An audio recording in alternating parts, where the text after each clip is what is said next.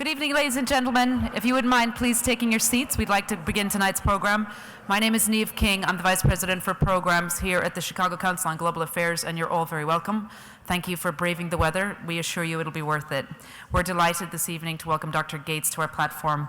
Tonight's program's on the record. If you wouldn't mind please silencing your phone, but don't silence your voice. We have plenty of Twitter handles on the biography that's on your chair that you may use throughout the program. We'd like to thank some of our partners that are present tonight: the Committee on International Relations at the University of Chicago, the Harris School, Leave No Veteran Behind, and the Truman National Security Product. A couple of great upcoming programs at the Council. You've probably seen them on your Tuesday weekly update, but if not, we have a program that we're doing in partnership with the Center for Strategic and International Studies with their head, John Hamry, with Kathy Pickus from Amit, and Tom Pritzker on global prosperity. On the 14th of February, we're delighted to host the NSA Director General Keith Alexander. That'll be a lunch.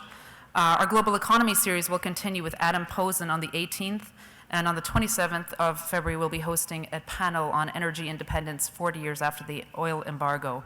So all very good. Also, we're very happy to announce that the Chicago Council was just this week ranked as the number 11 think tank to watch in the world by the University of Pennsylvania's Global Go-To Think Tank Index that was released last week. Very good. And many of you know our public opinion surveying. We've been doing them since 1974. Our public opinion survey report, Foreign Policy in the New Millennium, was ranked as number 5 as the best policy study report by a think tank for 2012-2013. So if that doesn't entice you to become a member of the Council, I don't know what will. You get discounted pricing at events, you get discounts on foreign policy publications, language classes, and with our bookseller, The Bookstall. And you can learn more and save $20 if you join tonight. There's information by the book signing afterwards. Our senior fellow, Dick Longworth, will be doing a summary of the discussion. It'll be up online tomorrow by about 10 o'clock. Those are always great to share with your friends who couldn't make it tonight. So after the event, Dr. Gates will be signing books. It'll be over here. My colleague Chris Juby will help out, but if you go this way, you'll be able to get books signed. Now, if you please would join me in welcoming to the stage the President and CEO of the Robert R. McCormick Foundation. As many of you know, McCormick does extensive work with veterans and their families. He's also a Chicago Council's Chairman Circle member, Mr. David Hiller. Thank you. Good evening, everyone. It truly is an honor to have Dr. Gates with us this evening. He is among the most distinguished public servants of recent generations and one of the few to command such broad respect across the political spectrum. He is joining us tonight to discuss his own story involved in the management of 2 wars, neither of which going well at the time he became secretary. He will take us inside that experience of the military battles, as well as the conflicts off the battlefield, with the Congress and the White House and with the bureaucracies in the Department of Defense and the military services. Before inviting him to the stage, I also want to recognize the extraordinary commitment that Secretary Gates had during his entire time in office to the servicemen and women who serve our country so bravely.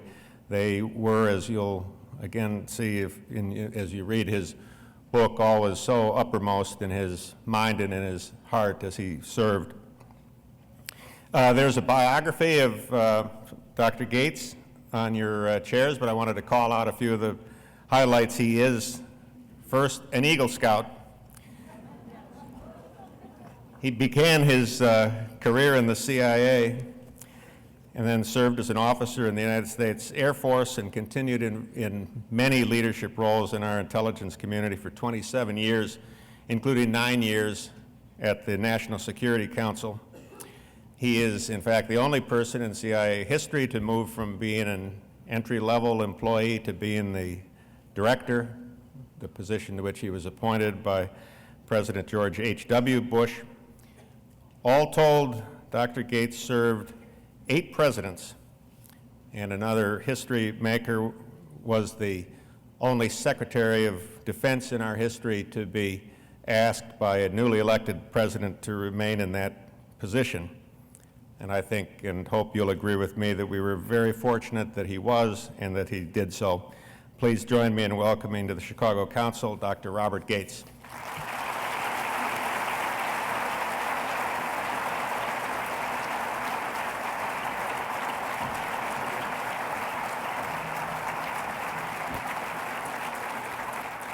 Thank you. Thank you, and thank you all for braving the cold to be here tonight, and thanks to the council for being willing to host me here. It's great to be back in Chicago, but then again, it's great to be anywhere but Washington, D.C. A place where there's so many people lost in thought because it's such unfamiliar territory. The only place you can see a prominent person walking down Lover's Lane holding his own hand. A place from which I expect to get many fewer Christmas cards in the future. So a word about the neck brace. Before I became Secretary of Defense, I had never broken a bone or had a surgery. In February 2008, I slipped on the ice on a military installation and broke my right shoulder in 3 places. 10 months later, I tore my bicep tendon trying to put a snowplow blade on my tractor up in the Pacific Northwest at Christmas. So it didn't take long for my security detail to realize that Al-Qaeda was a trivial threat compared to the capacity I had for doing injury to myself, which included, as the latest chapter, tripping on a rug in my own home on New Year's Day and breaking my first vertebrae.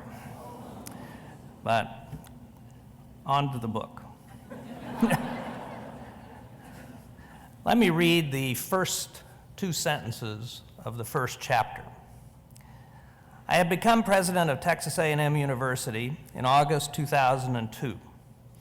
And by October 2006, I was well into my 5th year. I was very happy there.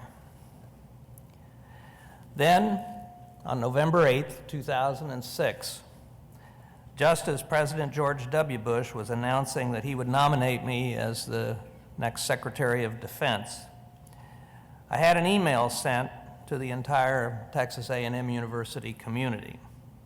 It said in part, I must tell you that while I chose Texas A&M over returning to government as Director of National Intelligence in 2005, much has happened both here and around the world since then.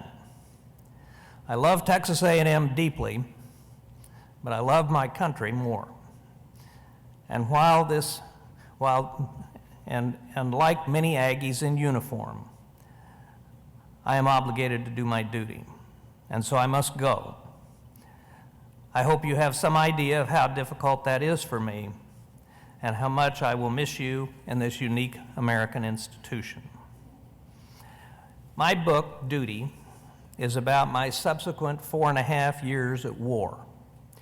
It is, of course, principally about the wars in Iraq and Afghanistan, where initial victories in both countries were squandered by mistakes, short-sightedness, and conflict in the field as well as in Washington, leading to long, brutal campaigns to avert strategic defeat.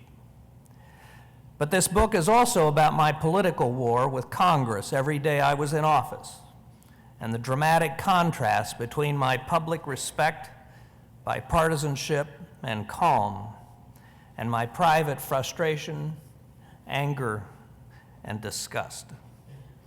There were also political wars with the White House, often with the White House staff, occasionally with the presidents themselves. More with President Obama than with President Bush, but that was due in no small part to the period during which I served each during his presidency. And finally, there was my bureaucratic war with the Department of Defense itself and the military services, aimed at transforming a department organized to plan for war into one that could wage war, changing the military forces we had into the military forces we needed to succeed. George W. Bush and Barack Obama were respectively the 7th and 8th presidents I served. I knew neither man when I began working for them, and they did not know me. To my astonishment, I became the only Secretary of Defense in history to be asked to remain in the position by a newly elected president, let alone one of a different party. I first came to the job in mid-December 2006 with the sole purpose of doing what I could to salvage the mission in Iraq from disaster. I had no idea how to do it, nor any idea of the sweeping changes I would need to make at the Pentagon to get it done. And I had no idea how dramatically and how far my mission over time would expand beyond Iraq. As I look back, there is a parallel theme to my 4.5 years at war, and that is love. By that I mean the love, and there is no other word for it, I came to feel for the troops, and the overwhelming sense of personal responsibility I developed for them. So much so that it would shape some of my most significant decisions and positions. Toward the end of my time in office, I could barely speak to them or about them without choking up. Early in my 5th year, I came to believe that my determination to protect them in the wars we were already in and from new wars was clouding my judgment and diminishing my usefulness to the president. And thus it played a part in my decision to step down. I make no pretense that this book is a complete, much less definitive history of the period from 2006 to 2011. It is simply my personal story about being Secretary of Defense during those turbulent, difficult years. So why did I write it now and not wait until President Obama had left office? Because the major themes, contrary to some of the press you may have read, the major themes of the book address issues that are important today, not in 2017. How to deal with the Middle East, where the Arab Spring has given way to political and security winter. Whether to attack Iran if the negotiations don't work, or what to do about Syria. How to deal with China and the South China Sea. How much military capability do we need? And where do we think we'll use it? How do you reform defense spending? With a polarized, paralyzed Congress, is a coherent national security policy possible? What about civilian-military relations, particularly between the president and the senior military? Is defense reform even possible, given the parochialism and self-interestedness of members of Congress? Is our national security policy too militarized? And finally, in a capital city otherwise paralyzed, I actually made government work. Most of my predecessors, if they were lucky, were able to cut 2 or 3 wasteful programs.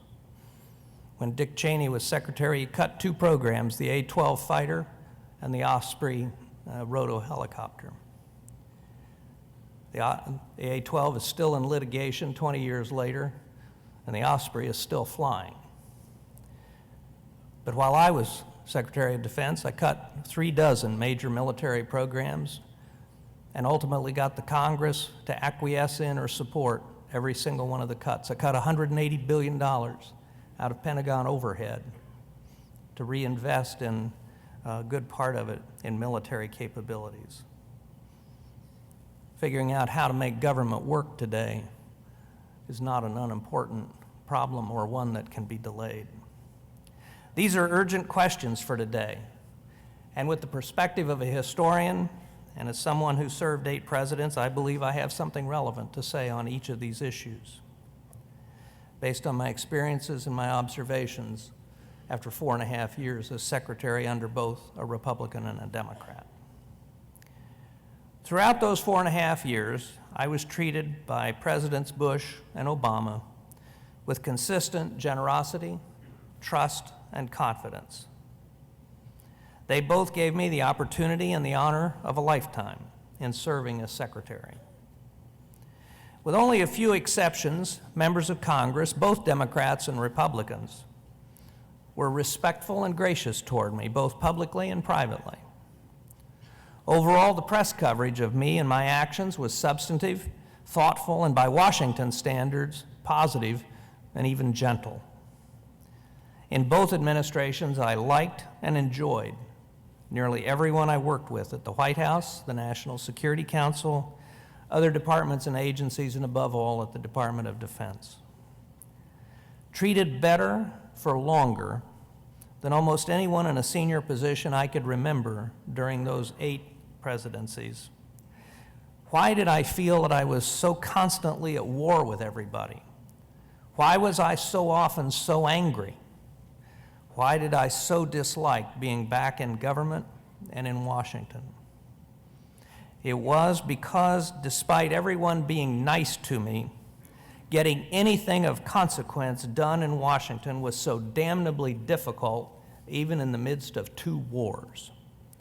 From the bureaucratic inertia and complexity of the Pentagon to internal conflicts in the executive branch, the partisan abyss in the Congress on every issue from the budget to the wars, the single-minded parochial self-interest of so many individual members of Congress, and the magnetic pull exercised by the White House and the NSC staff, especially in the Obama administration, to bring everything under their operational control and micromanagement, all made every issue a source of conflict and stress.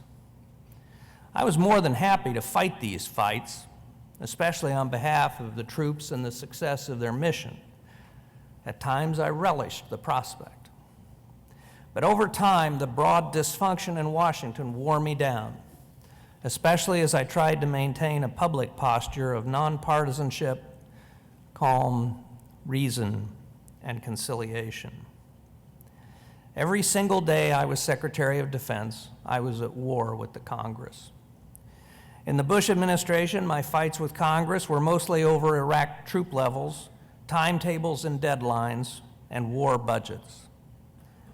When I turned my focus to the overall defense budget under President Obama, I was continuously outraged by the parochial self-interest of all but a very few members of Congress. Any defense facility or contract in their district or state, no matter how superfluous or wasteful, was sacrosanct. Every contract defended to the last breath. In addition to rampant parochialism and self-serving behavior, my other main frustration with Congress was its failure to do its most basic job under the Constitution: appropriate money.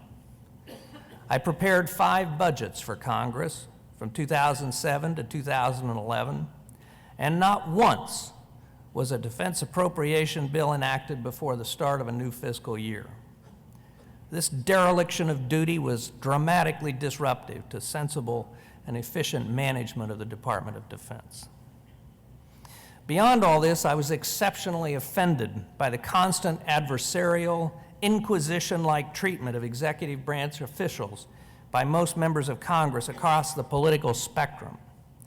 When the television cameras are turned on in a hearing, it has the same effect on members of Congress as a full moon on werewolves.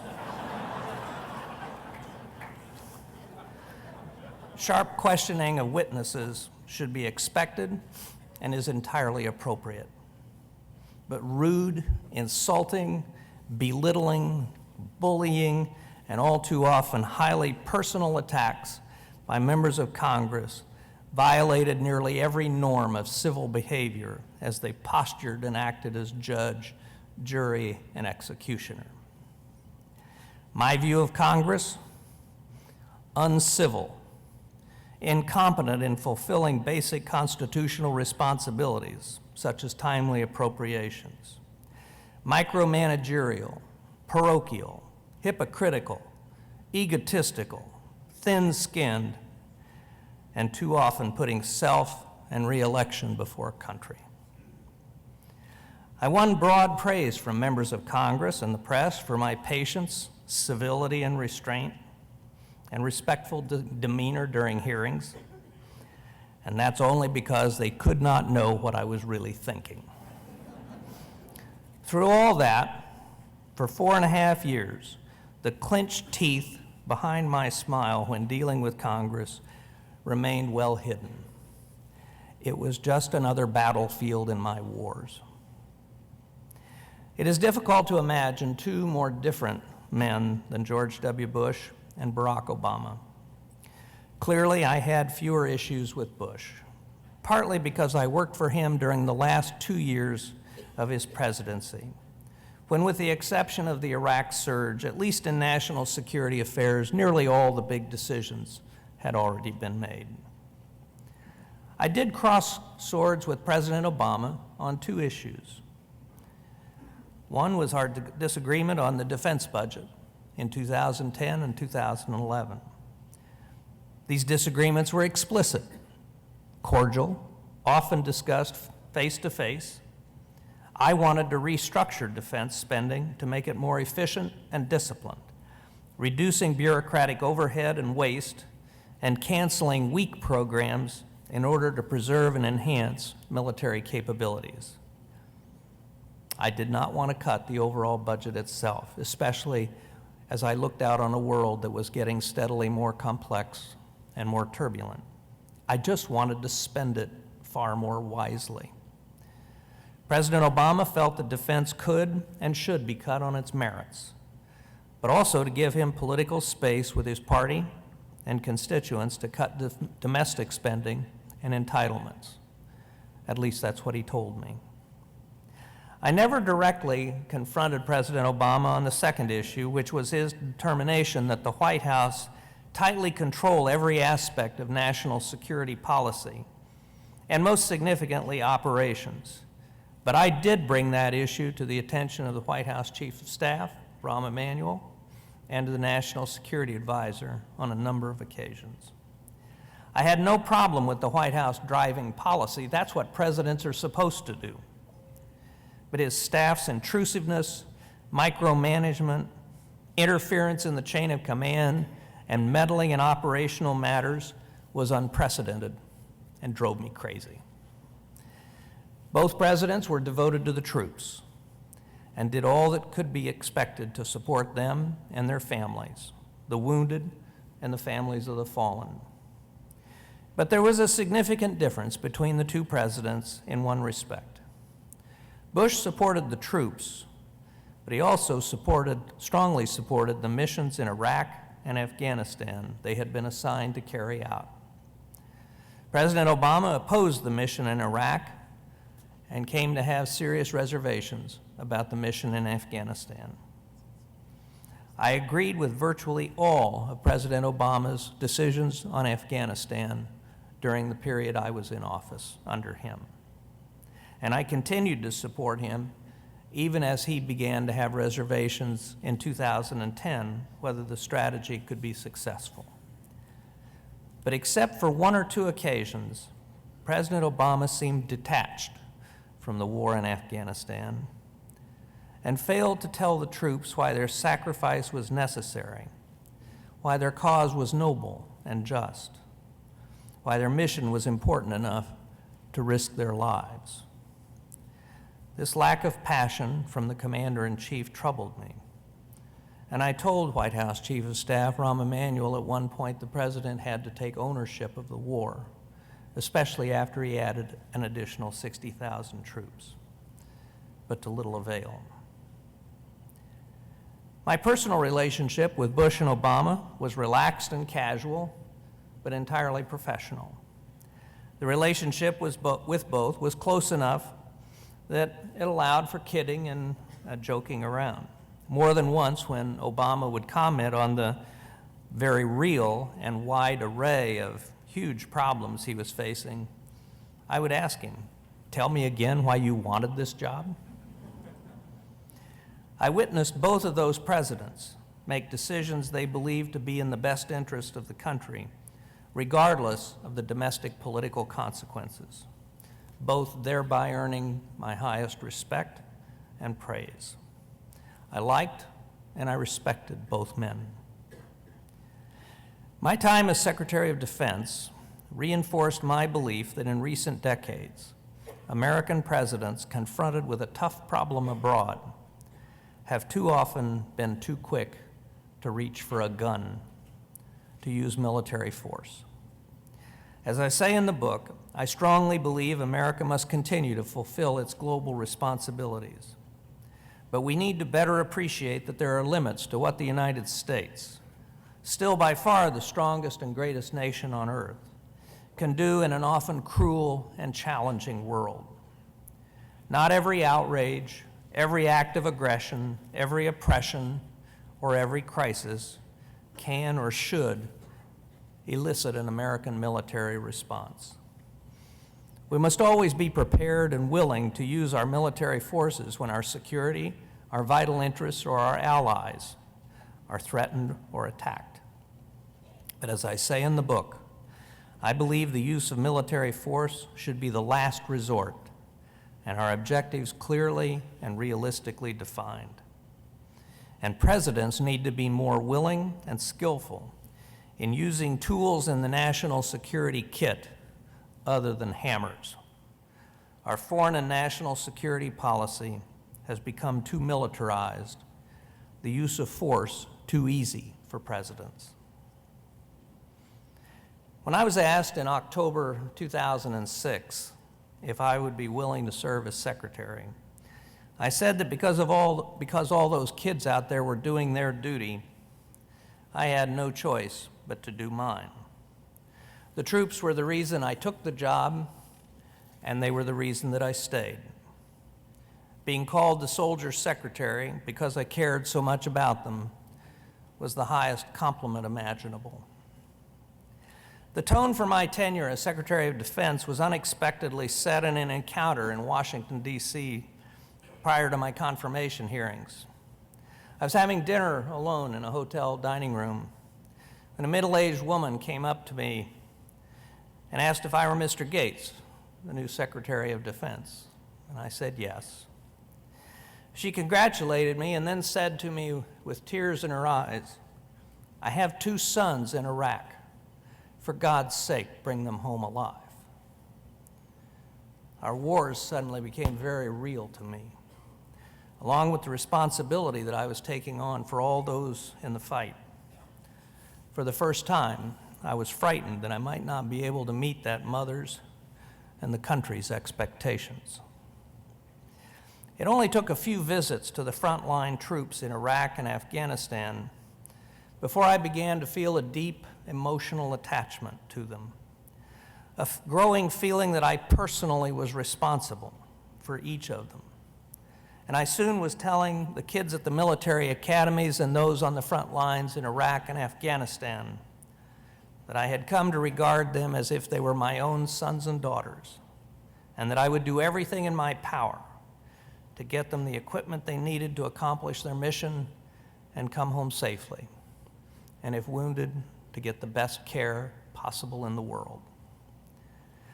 What I didn't expect was that I would have to fight the Pentagon bureaucracy itself to fulfill my pledge to those amazing young people whose selfless service and sacrifice contrasted so vividly with so many self-serving elected and non-elected officials back home. My focus as secretary from day one was to force the Pentagon to meet the needs of the troops on the battlefield as quickly as possible, in weeks or months, not years. This would be true for the new heavily armored mine-resistant ambush-protected vehicles, MRAPs, and for other major needs such as intelligence, reconnaissance, and surveillance, and reducing the medevac response time in Afghanistan from 2 hours to 1 hour, and myriad other needs that had been opposed by the bureaucracy or where the requests had languished in the bowels of the Pentagon or vanished altogether. There will always be a special place in my heart for all those who served on the front lines in Iraq and Afghanistan, most in their 20s, some in their teens. I never imagined that I would be responsible for overseeing 2 wars and for seeing to the well-being of those fighting them. During World War II, General George Marshall once told his wife, "I cannot afford the luxury of sentiment. Mine must be cold logic. Sentiment is for others." Such icy detachment was never an option for me. Because of the nature of the wars I oversaw, I could afford the luxury of sentiment, and at times it nearly overwhelmed me. It wasn't long before I had signed the orders deploying every single person in an American uniform to Iraq and Afghanistan. Every single soldier, Marine, airman, and sailor who was wounded or killed was in harm's way because I sent him there. Determined never to let the fallen become statistics for me, I asked that every condolence letter I had to write be accompanied by a photo of the individual along with the hometown news stories, so that I could read what his parents and brothers and sisters and spouses and friends and coaches and pastors had to say about them, so I could know whether he'd been an athlete, an honor student, or perhaps aimless and found direction in his life through military service. I wanted to know each of them as I hand wrote the condolence letter. But signing the deployment orders, visiting the hospitals, writing the condolence letters, and attending the funerals at Arlington all took a growing emotional toll on me. Even thinking about the troops in private, I would lose my composure with increasing frequency. I came to believe that no one who had actually been in combat could walk away without scars, some measure of post-traumatic stress. And while the wounded troops I visited in hospitals put on a brave front for me, in my mind's eye, I could see them lying awake, alone, in the hours before dawn, confronting their pain, their broken dreams, and their shattered lives. I would wake in the night, think back to a wounded soldier or Marine I had seen at Landstuhl, or Bethesda, or Walter Reed. And in my imagination, I would put myself in his hospital room, and I would hold him to my chest and comfort him. Silently, at night, at home, I wept for him.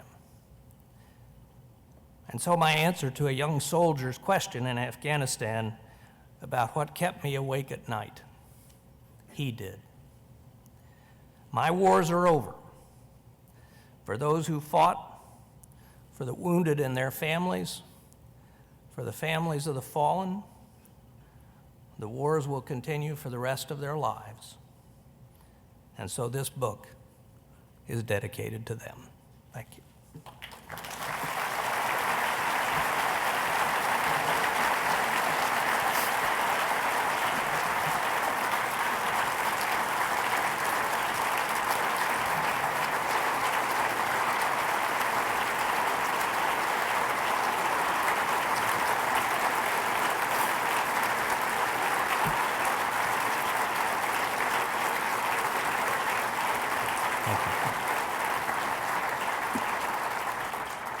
Thank you, Dr. Gates. Ladies and gentlemen, Dr. Gates has kindly agreed to take questions. We'll just go over the House rules. Please raise your arm, wait for me to identify you, please wait for a mic, and make sure that your one brief question is in fact a question. Okay, great. Why don't we start over here in the middle, please, Ben Orzeski with the tie. The mic's right there, Ben, to your left. Thank you, Secretary Gates. During the 6 years before you were appointed, there was an unprecedented use of private contractors to perform what used to be mostly military operations. And I'm curious as to how you think that decision should be made going forward as a matter of policy. Where is it smart to use contractors as opposed to military personnel? Well, I think that, first of all, we still used a lot of private contractors while I was secretary. I don't think, my own view is we shouldn't ever use contractors in combat. Most of the contractors that we used, by far the greatest preponderance, were used for convoy protection, for the protection for security at physical facilities, at particular facilities, and for a whole host of routine things like fixing meals and laundry and things like that.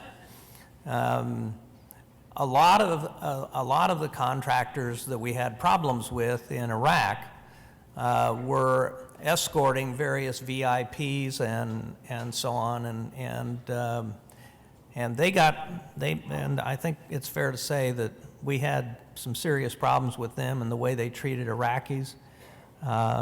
We also had some of the same problems in Afghanistan. The problem is, like the wars themselves, nobody planned to use planned to use private contractors.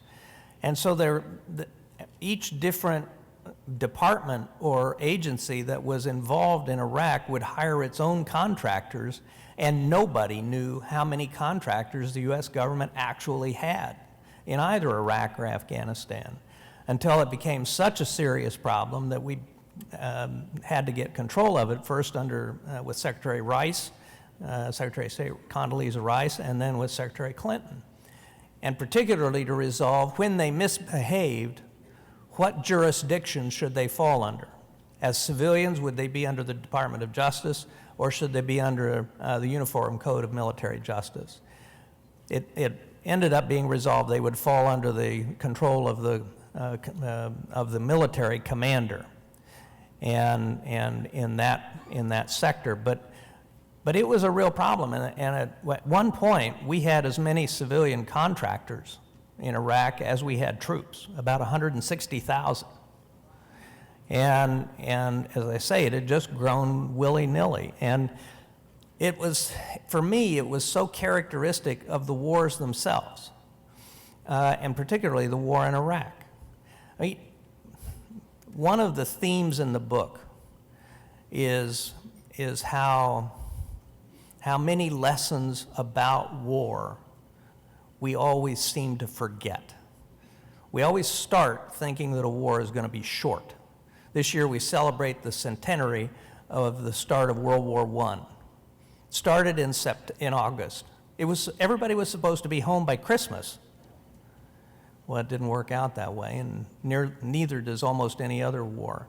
It would be interesting to roll the tape back and see if in 2003 the Bush administration had known the war in Iraq would last for 8 years, whether they'd have taken the action that they did. But the fact that the wars were going to be short, the war was expected to be short, explains, first of all, why a lot of equipment didn't get delivered to the troops, because no one wanted to spend money for a war that was going to be short, spend money on equipment that was only for that war. But the same thing applied to the lack of controls on private contractors. Thank you. Yeah, over on this side of the room, please. The lady right there on the end.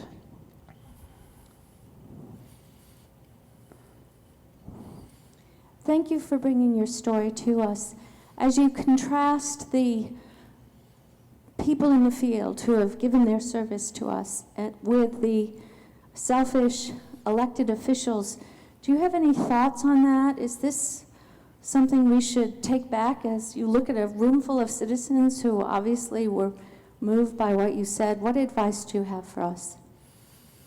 Well, I will just give you,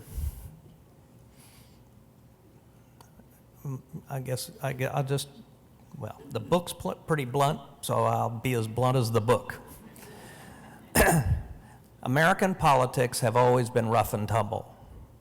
The vituperative nature of our political debate today is nothing new. But I think, as a historian and as somebody who's read a lot of history, I don't think the founding fathers anticipated people who would make politics their life's work. I think that they anticipated that farmers and lawyers and doctors and business people would have their own life, and then as a matter of public service, go serve in the Congress or in the government for some limited period of time and then go home again. And I think that part of the problem right now is that for too many members of Congress, being a member of Congress is all they are and all they ever want to be. And they've wrapped their psyche around being a member of Congress. And the idea of being defeated is intolerable. And when they do retire, the percentage that now stay in Washington, or defeated, the percentage who now stay in Washington is really pretty remarkable. It's as though they've forgotten where they come from. So I have always opposed term limits. I always used to say, you know, we have term limits, they're called elections. But the truth is, the way that the Congress has now been gerrymandered and redistricted, there are only 50 or 60 seats in the Congress that are competitive anymore, where people have to appeal to an audience wider than the most hardcore ideological base, either Democratic or Republican. And so you have these people who come and stay for 30, 40, 50, 60 years. And so that becomes their life. And I always found that the most empowering thing for me in Washington as Secretary of Defense was that everybody knew I wanted to go home. I was begging to be fired. And the more I wanted to go home and the more I wanted to be fired, the more they wanted me to stay. And it was amazingly empowering. And I think if these folks realized how empowering it would be to just vote their conscience on issues and do what's in the best interest of the country, first of all, it might actually be the best politics. But second, I would think it would be liberating for them. And if they get defeated, I used to say, if I could be elected to one term in Congress, in the House, and play a vital role in putting the country back on a strong fiscal track, and I got defeated at the next election, I'd be proud to tell my grandchildren what I did during my one term in Congress. And if I had to, I think the answer I would give to your question is, we have too many careerists as members of Congress, and not enough people who go to do brief periods of public service. One of my favorite quotes from Theodore Roosevelt was, "I represent the public, not public opinion." And that's what they need to do. But right now, and I'll close this answer with another quote, and it's another favorite from Winston Churchill, who said, "Having one's ear to the ground is a very awkward position from which to lead."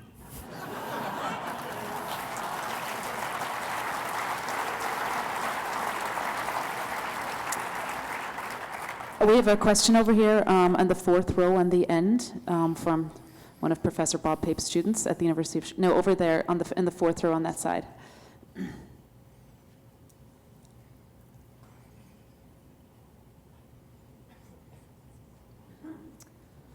Thank you, Secretary Sykes. I'm a current active duty Air Force officer, and I would be interested in your opinion on the current cuts to the cost of living adjustments for retired military service members, and whether you think that's a breach of faith, and whether or not they are kept or are they rescinded, how that might affect civil-military relations in the future.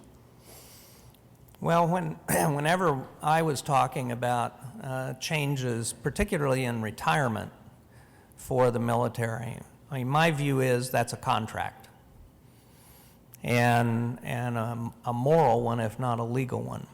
And so whenever I would talk about changes in retirement, they would be grandfathered so that they would apply only to those who signed up knowing the new rules when they signed up. If you sign up under one set of rules, particularly when it comes to retirement, those are the rules you ought to be allowed to retire under.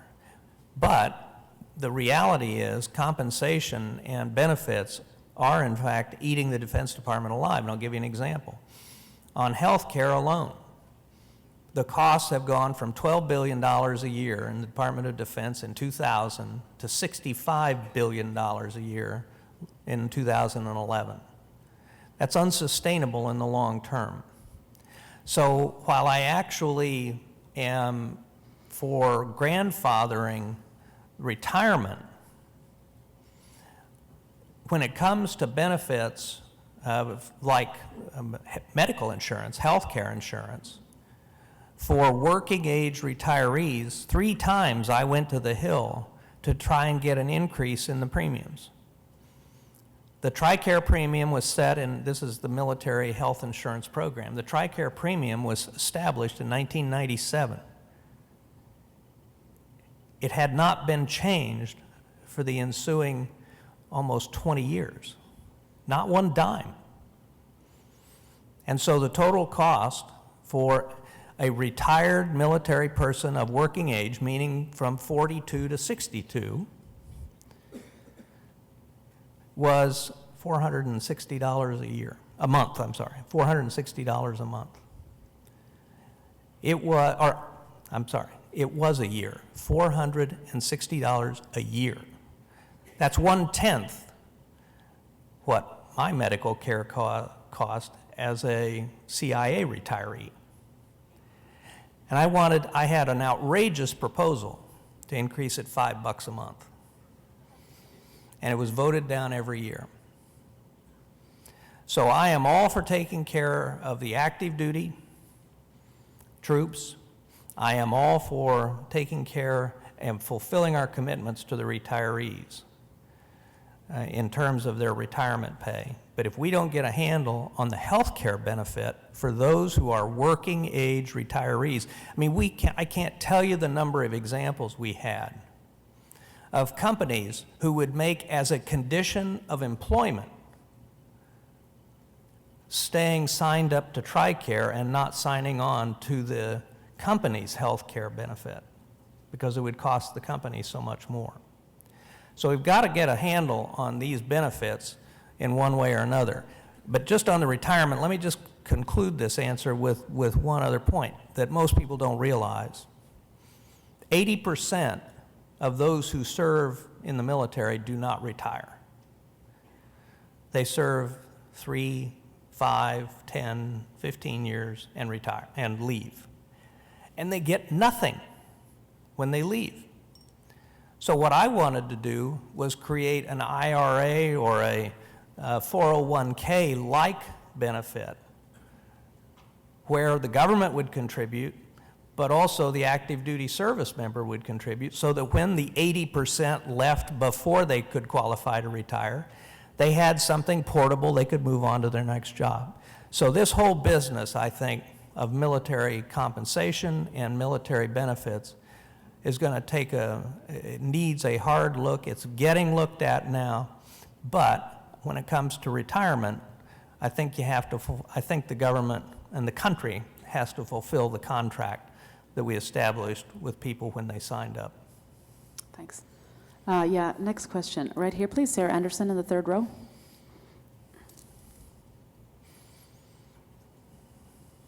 Secretary Gates, thank you so much for being here tonight. It's an honor to be here with you. And It's on. it's also quite fascinating to hear your perspective. I'm curious, you mentioned a toolbox that a president might have before them and that they should not continually reach for the hammer. And I'm curious what your perspective is on what are some of those other tools that you see a future president maybe grabbing instead of the hammer, and maybe some of the skill sets you'd like to see a president bring to the presidency? Well, there are 3: diplomacy, development, and strategic communications. As Condi Rice used to remind me, if you took every foreign service officer at the State Department in the world, you would not have enough people to crew a single aircraft carrier. So you're basically talking about 6,000 people. When I left the government in 1993, the Agency for International Development had 16,000 employees. They were committed people. They were experts. They were accustomed to working in places that were not secure and where they had a lot of physical hardships in developing countries. And they made a huge contribution. When I returned to government in 2006, AID had 3,000 employees, and they mostly managed contractors.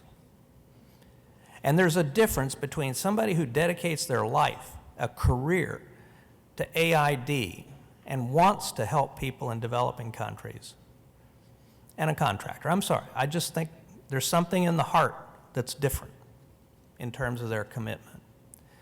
Similarly, strategic communications. You all, most of you I can tell, because a lot of you have hair like mine, remember United States Information Agency in its halcyon days. I mean, we had USIA libraries in every major city of the world. Several Pakistanis told me the way they learned English was learning to read in a USIA library because it was the only air-conditioned building in town. But USIA, the Voice of America, Radio Free Liberty, or Radio Liberty, Radio Free Europe, these were all enormously influential in the Cold War, played a really big part. Now strategic communications is enfolded into one back corner of the Department of State. So these are the tools that, frankly, for decades have been starved by both the executive branch and especially by the Congress. Because believe me, and you know it, there is nothing easier to demagogue than foreign assistance. But the reality is, properly done, it is a huge asset for the United States. So those are the three areas that I think have been starved, and it's not just this administration or the one before it or the one before it. It goes back at least a quarter of a century and probably longer. Probably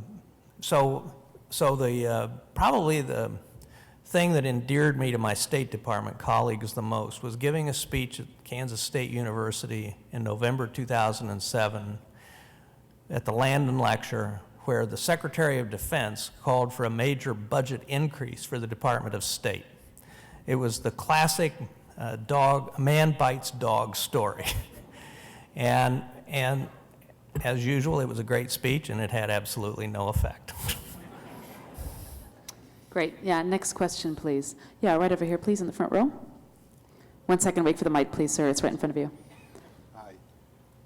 You said in your speech we made a lot of mistakes handling the Iraq and the Afghani war, but why did we go into Iraq in the first place? What was the real reason?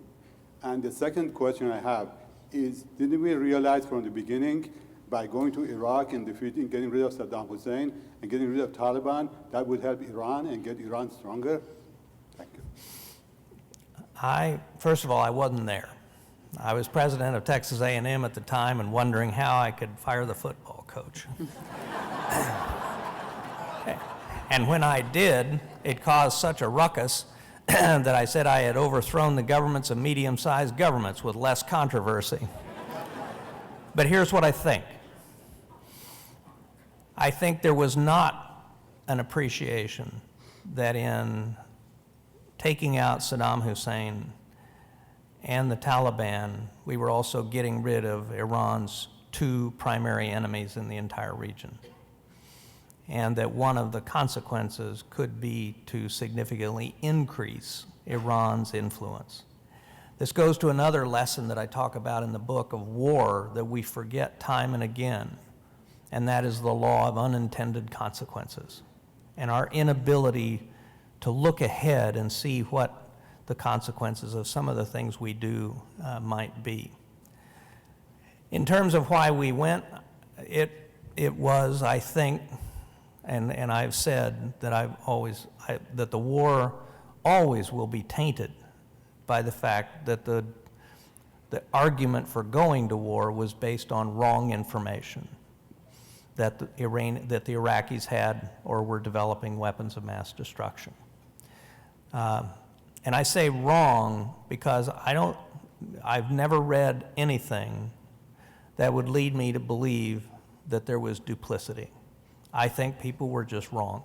The reason that UN Security Council Resolution 1441 passed in 2002 was that every intelligence service in the world, including the Russians and the Chinese, thought Saddam was doing exactly what the Bush administration thought they were doing, building weapons of mass destruction, partly because Saddam wanted them to believe that.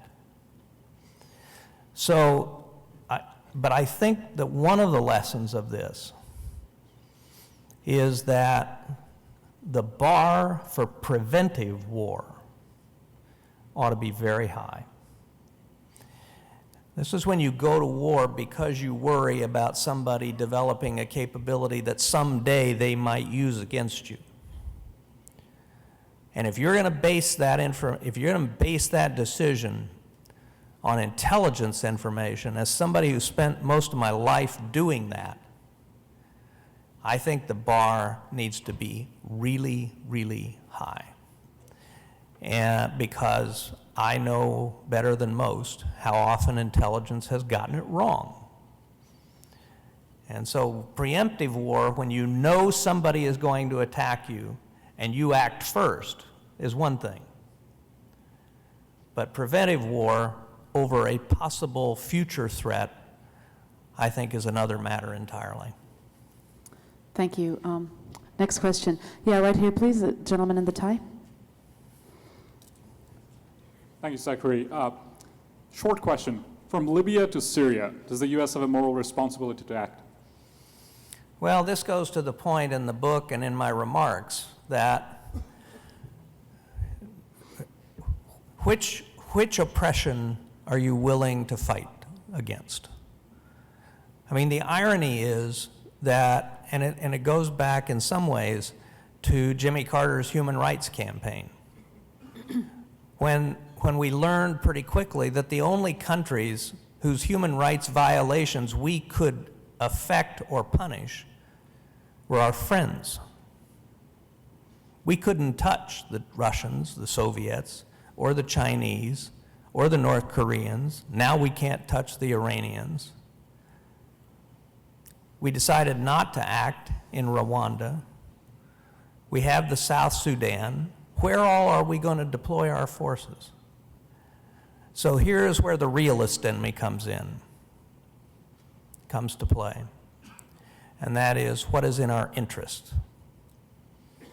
As Henry Kissinger said in an event I did with him in London a few months ago, the United States of America is not a foundation. We are a nation state that has interests. We have ideals. We have principles. But the question is, how and when do you go to war to effect your principles? And when you go to war, as in Iraq, when do the consequences of your going to war outweigh what may have happened if you hadn't? So I think this question of the responsibility to protect, I mean, I write in the book, you've basically got two ideological points of view in the United States. The left believes strongly in the responsibility to protect. And I used to joke, they're willing to use American troops anywhere in the world as long as our interests are not involved. And on the right, you have folks like John McCain and others who seems like they never saw a foreign policy problem that couldn't be solved by blowing it up, whether it's Syria or Libya or Iran. And so when do you stop? How do you make those choices? So my view, as you would see in the book, is when it comes to the deployment of American military forces, I would err very seriously on the side of caution. One other comment. One of the most important Army generals almost none of you have ever heard of is a Major General named Fox Connor, who back in the 30s was mentor to Dwight Eisenhower and George Marshall. And Fox Connor taught those two generals 3 lessons about a democracy going to war. Never go to war unless you have to, never go to war alone, and never go to war for long. We could do worse than remembering those 3 things.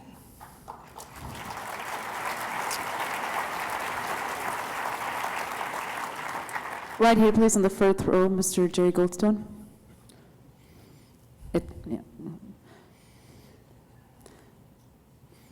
Thanks. We might soon have to make a decision on what we're going to do relative to the nuclear program in Iran.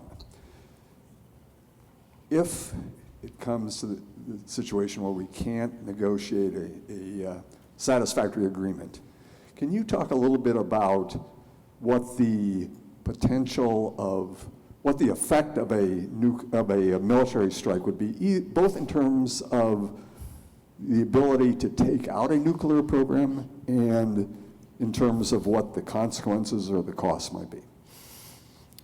I will tell you that I think that what to do about the Iranian nuclear program if the negotiations don't work is the toughest national security problem that I think we have faced since I entered the government almost 50 years ago, because there is no good outcome. If you don't tackle it, you're likely to see a nuclear arms race in the most volatile part of the world. You're going to see an Iran with ballistic missiles that can reach Israel and all of the Middle East today, and soon will be able to reach Europe with nuclear weapons. And you will see an Iran emboldened to be even more aggressive around the region than they already are. And I think doing a lot to spark the Shia-Sunni conflict across the region. So all of the consequences of Iran having a nuclear weapons capability are bad. On the other hand, a military attack, at best, could probably delay the program 3 or 4 years. But in my view, the attack itself would mean that a nuclear-armed Iran would become inevitable, because having been attacked, they would resolve that they would have to develop nuclear weapons in order not to be attacked again. They see how easily Saddam Hussein was thrown out. They see how Gaddafi was thrown out by a ragtag rebel army with Western air support.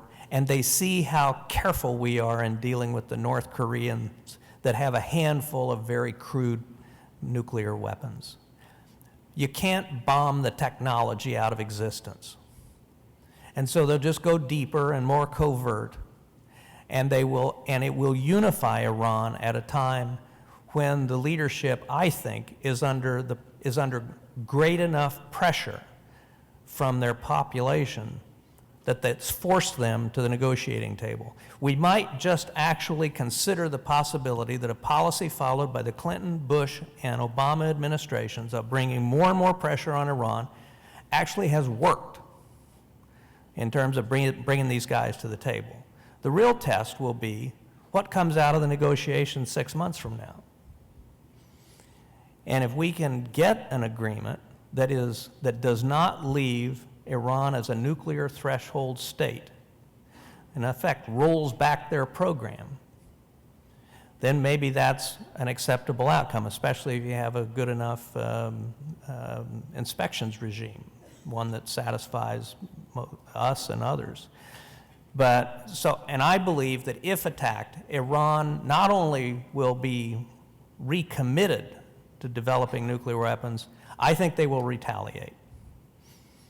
I think they will retaliate against oil facilities in the Gulf. I don't think that they'll close the Gulf. But the oil facilities in Kuwait and Saudi Arabia are easily reachable by their missiles. And that would drive the price of oil through the roof. The Russians would love that. It actually could benefit the Iranians. I think you would see terrorist acts across the region. I think you would see attacks against Israel, both by the Iranians and by Hezbollah. And I think you could see terror attacks against the United States, both in the region and potentially even here at home. So this is a really, really tough one. And anybody out there who says there are simple answers or pretends there are simple answers simply does not know what they're talking about, because everything except a good negotiated outcome is terrible to contemplate. We have time for one last brief question. How about the young woman right there, please, in the black dress?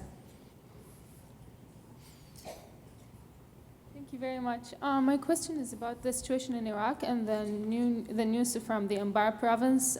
Iraq has been, the security situation in Iraq has been worsening in the past year or so.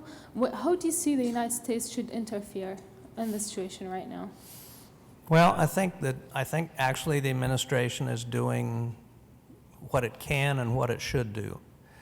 I think we handed over to the Iraqis in 2008, 2009, a stable, relatively secure, and rudimentary democratic state. And two things have happened since then. The first is that Prime Minister Maliki has essentially decided that the Sunnis are hostile. He's tried to arrest his Sunni Vice President Hashemi and other Sunni officials. He's done nothing to invest national dollars in Anbar and the other Sunni provinces in terms of infrastructure and making life better. He's done nothing to reach out to the Sunnis to make them feel an integral part of Iraq going forward. And the result is the Sunnis are either standing aside or actively collaborating with extremists and al-Qaeda in places like Fallujah and Ramadi today. So the first thing that has to happen is Maliki has to mend his ways and start reaching out to the Sunnis, to the tribal leaders and others, and make them his partners. And we need to leverage him to do that, to pressure him to do that. In the meantime, the U.S. providing them with military assistance and training and so on, I think are all the right things to do. The other side of that, the second problem, though, is the spillover from Syria and the reemergence of al-Qaeda as a huge force in the Middle East, thanks to the civil war in Syria, and our reluctance to do anything, particularly early in the civil war when it might have made a significant difference. And Maliki can't do much about that. That's where the rest of the region and where we and our allies need to try and figure out some way forward. My personal opinion is I'm not optimistic about these talks in Geneva, and so I think it's a real problem. But my message particularly to those in uniform who served in Iraq, who are now wondering whether it was for nothing, is that we achieved our mission in 2008, 2009. We handed the Iraqis a future. And it reminded me of the scene from the at the end of the Constitutional Convention when somebody asked Benjamin Franklin, "What have you given us?" And he says, "A republic, if you can keep it." That's what we did with the Iraqis. And it's up to them to keep it. We can't freeze history in 2009 or 2008. So it's really up to the Iraqis to figure out how to do this. Ladies and gentlemen, that's all we have time for. Join me in thanking Dr. Gates.